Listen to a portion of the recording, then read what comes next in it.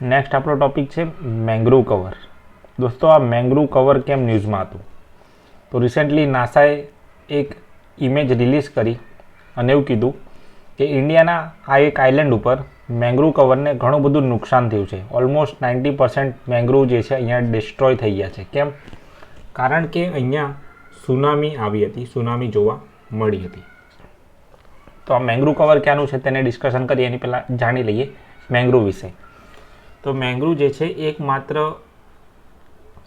એકમાત્ર વનસ્પતિ છે કે જે ખારા પાણીમાં સર્વાઈવ કરી શકે છે. એટલે કે તે ઓછા ઓક્સિજનવાળી અને ખારા પાણી ધરાવતી જમીન અથવા ખારા પાણીમાં પણ તે સર્વાઈવ કરે છે, તેનો વિકાસ થાય છે. એટલે કે મેંગ્રુવ જનરલી કોસ્ટલ એરિયામાં જોવા મળે છે, દરિયા કિનારે તે જોવા મળે છે. દોસ્તો, જનરલી જેટલા પણ છોડ હોય છે તેને પેશી દ્વારા શ્વસન થતું હોય છે. આ શ્વસન થાય છે તેને એરોબિક પ્રક્રિયા કહેવામાં આવતા હોય છે. પરંતુ અહીંયા જનરલી શ્વસન થતું નથી અથવા લિમિટેડ અમાઉન્ટમાં શ્વસન થાય છે. આ ઉપરાંત આ જે શ્વસન લેવાની પ્રક્રિયા છે તેને ન્યૂ મેટાફોર્સ તરીકે ઓળખવામાં આવે છે. એટલે કે તે ઓક્સિજનની કમી હોવા છતાં પણ તે સર્વાઈવ કરી શકે છે. ક્યાં જોવા મળે છે? તો તે કોઈ ગરમ લોકેશન, એકદમ સ્વેમ્પ એટલે કે દલદલ અને કીચડ હોય તેવી સ્વેમ્પી જગ્યાઓ અને સોલ્ટી એટલે કે ખારી જગ્યાઓ હશે. જનરલી કોસ્ટલ એરિયામાં તે જોવા મળે છે. અગત્યની વાત એ છે કે તેની અંદર પ્રોપેગ્યુલ જોવા મળે છે. પ્રોપેગ્યુલ શું છે? તો એક છોડ જે છે તેની અંદરથી જ બીજ અલગ થઈને બીજું છોડ જે છે જન્મ લઈ લે છે, જેને કહેવાય છે પ્રોપેગ્યુલ. તે મરીન ઇકોસિસ્ટમ માટે ખૂબ જ ઇમ્પોર્ટન્ટ છે કારણ કે તે ફૂડ ચેનનો બહુ મોટો રોલ પ્લે કરે છે. આ ઉપરાંત તે બફર ઝોન તરીકે કાર્ય કરે છે. જેમ કે આ છે કિનારાનો વિસ્તાર અને અહીંયા મેંગ્રુવના વૃક્ષ, મેંગ્રુવના કવર આવેલું છે. તો જ્યારે પણ સુનામી અથવા હાઈ ટાઈડ આવશે તો આ તમામ જે રેઝિસ્ટન્સ છે તે પહેલાં મેંગ્રુવ્સના કવર્સને નડશે, જેના કારણે મેંગ્રુવ જે છે તેને અબ્ઝોર્બ કરી લેશે. એટલે જ તેને બફર ઝોન તરીકે ઓળખવામાં આવે છે. આ ઉપરાંત વિશ્વનું સૌથી વધારે મેંગ્રુવનું કવર જે છે સાઉથ એશિયામાં, અને સાઉથ એશિયામાં પણ સૌથી વધારે મેંગ્રુવનું કવર જે છે તે મુખ્યત્વે ઇન્ડિયા, મ્યાનમાર અને બાંગ્લાદેશ ખાતે આવેલું છે. તો પ્રશ્ન એ છે કે આ મેંગ્રુવનું કવર જે છે જેનો ઘટાડો જોવા મળ્યો, આ ટાપુનું નામ શું છે? તો દોસ્તો, આ ટાપુ જે છે એનું નામ છે કચલ આઇલેન્ડ. આ કચલ આઇલેન્ડ ક્યાં આવેલો છે? તો રિસેન્ટલી નાસાનો આ અહેવાલ હતો. એમણે કીધું કે ઇન્ડિયન ઓશનમાં જે સુનામી હતી તેના કારણે 90% કવર ડેસ્ટ્રોય થઈ ગયું. ક્યાંનું? તો આ કચલ અથવા કાચલ, તમે જે કંઈ પણ પ્રોનાઉન્સ કરો છો, કચલ આઇલેન્ડમાં. કચલ આઇલેન્ડ ક્યાં આવેલો છે? તો અહીંયા તમે જોઈ શકો છો, ઇમેજમાં બતાવવામાં આવેલું છે. ઉપર છે આંદામાન અને નીચે છે નિકોબાર. અહીંયા 11 ડિગ્રીની નીચે આવશે 10 ડિગ્રી લાઇન. આંદામાન અને નિકોબારને અલગ કરનારી લાઇનનું નામ છે 10 ડિગ્રી ચેનલ. બીજી અગત્યની વાત એ છે કે નિકોબાર આઇલેન્ડના દક્ષિણમાં કચલ આઇલેન્ડ આવેલા છે. નિકોબારના દક્ષિણમાં કચલ આઇલેન્ડ આવેલા છે. અને આપણી સેનાનું ટ્રાઇલેટરલ કમાન્ડનો મતલબ થાય છે કે આર્મી, નેવી અને એરફોર્સ ત્રણેય એક જ જગ્યાએ એક સાથે એક્ઝિસ્ટ કરતું હોય એવું પોઈન્ટ એકમાત્ર જે છે તે અંદમાન નિકોબાર ખાતે આવેલું છે. આ ઉપરાંત એ પણ યાદ રાખો કે અહીંયા ઘણી બધી આદિજાતિઓ જોવા મળે છે, શિડ્યુલ ટ્રાઇબ્સ. કઈ આદિજાતિ જોવા મળે છે? તો એક છે સોમ્પે, પછી છે ઓંગે અને નેક્સ્ટ છે સેન્ટિનલ્સ.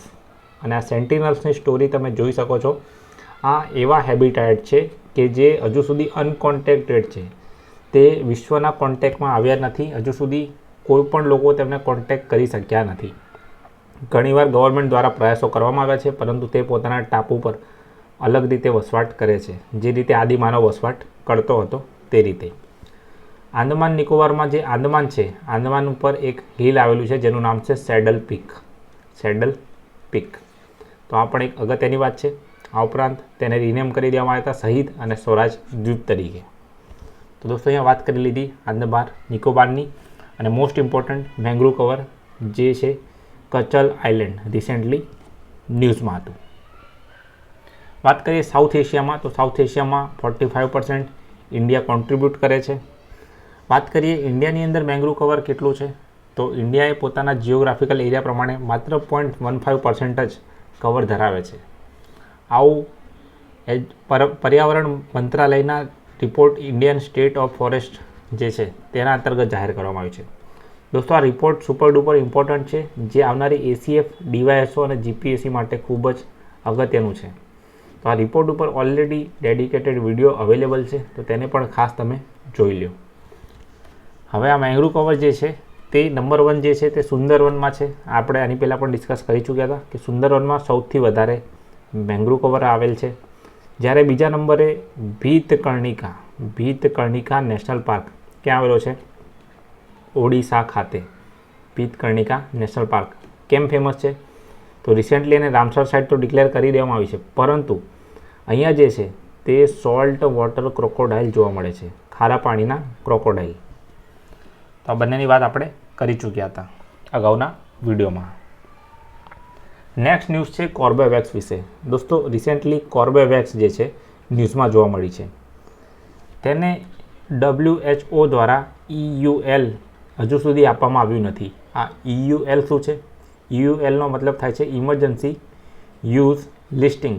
એટલે કે માની લો કે કોઈ અન્ય દેશમાં જ્યારે ટ્રાવેલ કરવામાં આવે છે ત્યારે જે આપણે વેક્સિનનું સર્ટિફિકેટ દર્શાવવાનું હોય છે તેની અંદર આ વેક્સિન લીધેલી હશે તો એ વેલિડ નહીં ગણાય. ઇવન એનું જે છે યુસેજ જે છે વેલિડ ગણાશે નહીં. પરંતુ હા, તે સેફ છે, તેને યુઝ કરી શકાશે. પરંતુ દરેક દેશની સરકાર દ્વારા તેને માન્યતા આપવામાં નથી આવી. આ માન્યતા મળશે અગર જો WHO EUL તેને આપે તો. તો વાત કરી દઈએ હાલમાં શું બની રહી છે ઘટના. તો ભારત સરકારે જાહેર કર્યું કે જેમને કોવિશિલ્ડ અથવા કોવેક્સિનના ડોઝ લીધા હોય તેઓ ત્રીજા બૂસ્ટર ડોઝ તરીકે કોર્બેવેક્સને પણ હવે લઈ શકશે. અત્યાર સુધી તો એવું હતું જ નહીં કે આપણે ત્રીજો ડોઝ જે છે અલગ લઈ શકીએ, પરંતુ હવે ડે બાય ડે રિસર્ચ બદલાઈ રહ્યા છે. એ પ્રમાણે હવે ત્રીજો ડોઝ જે છે અલગ જ વેક્સિન લઈ શકીએ છીએ. એટલે કે વેક્સિન પહેલાં જે ડોઝ હતો એ જ બીજો લેતા હતા અને તેનો ત્રીજો ડોઝ એટલે કે બૂસ્ટર ડોઝ લેવામાં આવતો હતો. પરંતુ હવે ન્યૂઝ એ આવી રહી છે કે ગવર્મેન્ટ કોર્બેવેક્સને પણ પ્રમોટ કરી રહી છે. આ એક RBD પ્રોટીન વેક્સિન છે, એટલે કે receptor binding domain protein vaccine. આ જે છે સ્પાઇક પ્રોટીન, પેસિવ, આ દરેક વસ્તુ જે છે આપણે સાયન્સ એન્ડ ટેકનોલોજી કરંટ અફેરમાં ડિસ્કસ કરીશું. અત્યાર સુધી આપણે સાયન્સ એન્ડ ટેકના કરંટ અફેરમાં 20 ટોપિકને કવર કરી ચૂક્યા છીએ. તો આ વિડીયો પણ એકવાર ખાસ જોઈ લો. દોસ્તો, નેક્સ્ટ છે રામસર સાઇટ.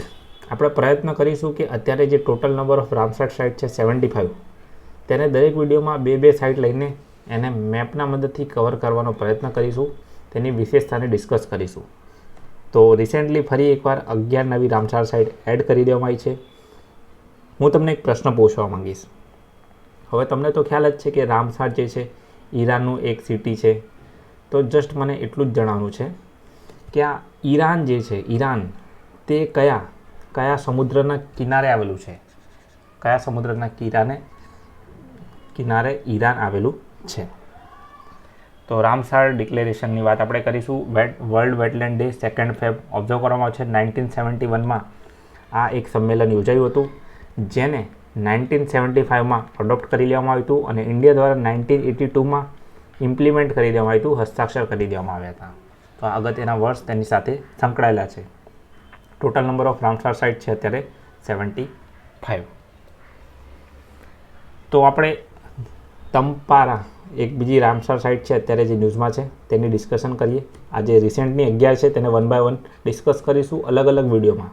અત્યારે 2 થી 3 ડિસ્કસ કરી લઈએ. તો અહીંયા છે તંપારા લેક. યાદ રાખવાનું છે કે તે કેવું લેક છે? આ એક ફ્રેશ વોટર લેક છે. આ લેક ક્યાં આવેલું છે? આ લેક જે છે તે આવેલું છે ઓડિશા ખાતે. આ ઉપરાંત ઓડિશામાં હીરાકુંડ લેક, પછી અંશુપા લેક અને ત્રીજી રામસર સાઇટ સતકોશિયા ગોળ જે છે. તો આ રીતના ઓડિશાની રામસર સાઇટને પણ ખાસ યાદ રાખજો. ભીતકર્ણિકા નેશનલ પાર્કને આપણે ડિસ્કસ કરી ચૂક્યા હતા. પછી બીજી અગત્યની સાઇટ્સ જે છે અંશુપા, હીરાકુંડ, સતકોશિયા જે છે કોતરો છે એટલે કે ગોર્જ છે, અને અત્યારે છે તંપારા લેક. બેઝિકલી છે શું આ તંપારા લેક? તો જ્યારે આ જે કેચમેન્ટ ફ્લો એરિયા છે, જ્યારે પાણી ઉપરથી નીચે આવે છે, જ્યારે કોઈ એક જગ્યાએ પાણીનો સંગ્રહ થઈ જાય છે વરસાદના કારણે અથવા વોટરફોલના કારણે, તો ત્યાંના લોકો જનરલી એ સમયે બ્રિટિશરોએ તેને ટેમ્પ કહેતા હતા. આગળ જતાં તેનું નામ ટેમ્પેરા બન્યું અને ત્યાંના સ્થાનિક લોકો જે છે પોતાના કન્વિનિયન્સ માટે તેને તમપ્યારા લેક તરીકે ઓળખે છે. નેક્સ્ટ જે છે એ છે હીરાકુંડ. હીરાકુંડ પણ આવેલું છે ઓડિશા ખાતે. ઓડિશાનો સૌથી મોટો ક્લે અથવા ગ્રેવિટી ડેમ છે. ગ્રેવિટી ડેમ યાદ રાખજો, ગ્રેવિટી ડેમ છે. કયા નદી પર તે બાંધવામાં આવ્યો છે? મહાનદી ઉપર. તો જરૂરથી મહાનદી જે છે તેનું મેપ, તેની ટ્રિબ્યુટરીઝ ખાસ જોઈ લો. અને થર્ડ લોકેશન છે અંશુપા લેક. એ પણ ઓડિશામાં કટકમાં આવેલું છે. જનરલી ડિસ્ટ્રિક્ટ યાદ રાખવાના નથી. એક્ઝામમાં એવું નહીં પૂછાય કે આ તમપારા જે છે ઓડિશાના કયા જિલ્લામાં આવેલું છે, પણ પૂછાઈ ગયું તો તમે લખી શકો છો ગંજમ ડિસ્ટ્રિક્ટ. હવે આ અંશુપા લેક જે છે તે પણ ફ્રેશ વોટર લેક છે અને તે પણ જે છે મહાનદી ઉપર ઓક્સબો તરીકે રચાયેલું લેક છે. ઓક્સબોનો અર્થ શું થાય છે? એવું કોઈ પણ લેક કે જે ઝિગઝેગ અથવા આ રીતે સર્પિલ આકારમાં મૂવ કરતું હોય તો તેને કહેવાય છે ઓક્સબો લેક. તો આ અંશુપા લેક જે છે તે આ રીતનું ઓક્સબો લેક છે. આની પહેલાં આપણે યુપીએસસી 2022નો આ પ્રશ્ન સોલ્વ કરી ચૂક્યા છીએ. તમે રિકોલ કરી શકો છો આ પ્રશ્નનો જવાબ. અહીંયા કીધું છે કે વેટલેન્ડની પેર ચકાસવાની છે. હું તમને જણાવી દઉં કે અહીંયા 2 પેર ખોટી છે, 2 પેર સાચી છે. તો તમે જરૂરથી જણાવો કે કઈ 2 પેર ખોટી છે. સૌથી પહેલાં કીધું છે કે હોકેરા. તો હોકેરા તો પંજાબમાં છે જ નહીં, તે આવેલું છે જમ્મુ કાશ્મીર ખાતે. પછી કીધું છે કે રેણુકા વેટલેન્ડ જે આવેલું છે હિમાચલ પ્રદેશમાં. રુદ્રસાગર તળાવ ત્રિપુરામાં આવેલું છે. સસ્તમકોટા તે તમિલનાડુમાં નથી, પરંતુ તે આવેલું છે કેરળ ખાતે. તો અહીંયા આવશે માત્ર 2 પેર જ સાચી છે, 2 જોડી જ સાચી છે. યુપીએસસી 2022 એટલે કે આ વર્ષે યુપીએસસીમાં પૂછાયેલો પ્રશ્ન. નેક્સ્ટ આગળ વાત કરીએ છીએ એલિફન્ટ રિઝર્વ. આની પહેલાં આપણે ટાઈગર રેન્જ કન્ટ્રીઝ જે ટોટલ 13 હતી તેની સમિટ યોજાવાની છે રિસેન્ટલી રશિયા ખાતે. તો તે સમયે ટાઈગર રિઝર્વની વાત કરી ચૂક્યા હતા. હવે આપણે વાત કરીશું એલિફન્ટ રિઝર્વની. રિસેન્ટલી કેન્દ્ર સરકાર દ્વારા અગસ્ત્ય મલાઈને એલિફન્ટ રિઝર્વ તરીકે દરજ્જો આપી દેવામાં આવે છે. આ સાથે જ તે ભારતનું 31મું 31st એલિફન્ટ રિઝર્વ બની ગયું છે. દોસ્તો વાત કરીએ તે ક્યાંથી ક્યાં સુધી વિસ્તરેલું છે, તો તે તમિલનાડુથી કેરળ સુધી એટલે કે નીલગિરીથી અગસ્ત્ય મલાઈ સુધી વિસ્તરેલું છે. તમે ધ્યાનથી આ બ્લુ પોર્શનને જોશો તો તમને ખ્યાલ આવશે કે અહીંયા વેસ્ટર્ન ઘાટ એટલે કે પશ્ચિમ ઘાટની વાત કરવામાં આવી રહી છે. બીજી અગત્યની વાત અહીંયા એ છે કે અગસ્ત્ય મલાઈ જે પીક છે, જે હિલ્સ છે અગસ્ત્ય મલાઈ, તે આવેલી છે કેરળ ખાતે, કેરળના તિરુવનંતપુરમ ખાતે. પશ્ચિમ ઘાટમાં સૌથી સાઉથ મોસ્ટ પોઈન્ટ ઉપર આવેલું છે અને તે 2 રાજ્યોમાં વિસ્તરેલું છે. આ ઉપરાંત તેને યુનેસ્કો દ્વારા 2016માં MAB મેન એન્ડ બાયોસ્ફિયર કાર્યક્રમ અંતર્ગત બાયોસ્ફિયર રિઝર્વ વર્લ્ડ નેટવર્કમાં સામેલ કરી લેવામાં આવ્યું છે.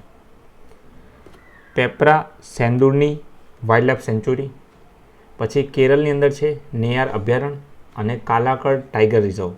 આ તમામ જેટલા પણ હેબિટાટ જે છે તેનો સમાવેશ અહીંયા લોકેશનનો મેપમાં કરવામાં આવ્યો છે. આ બધું જ જે છે આ એલિફન્ટ રિઝર્વની અંતર્ગત આવી જાય છે.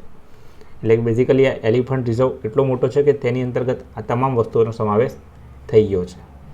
આ ઉપરાંત અહીં જે છે કનિકરણ ટ્રાઇબ વસવાટ કરે છે. કનિકરણ જાતિના લોકો અહીં વસે છે.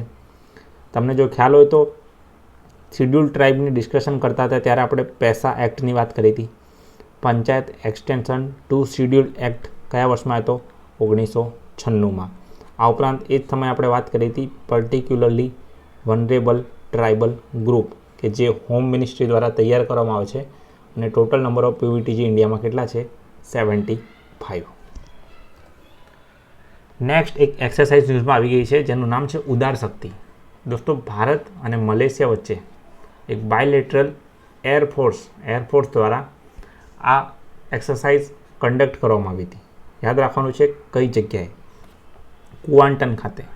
કેમ? કારણ કે જનરલી એક્સરસાઇઝ કોની સાથે કોણે કરી એ તો એક કોમન ક્વેશ્ચન બની ગયો હતો, પરંતુ હવે તેનું લોકેશન, તેનું સંસ્કરણ, આ રીતના અલગ અલગ પ્રશ્નો પૂછાતા હોય છે.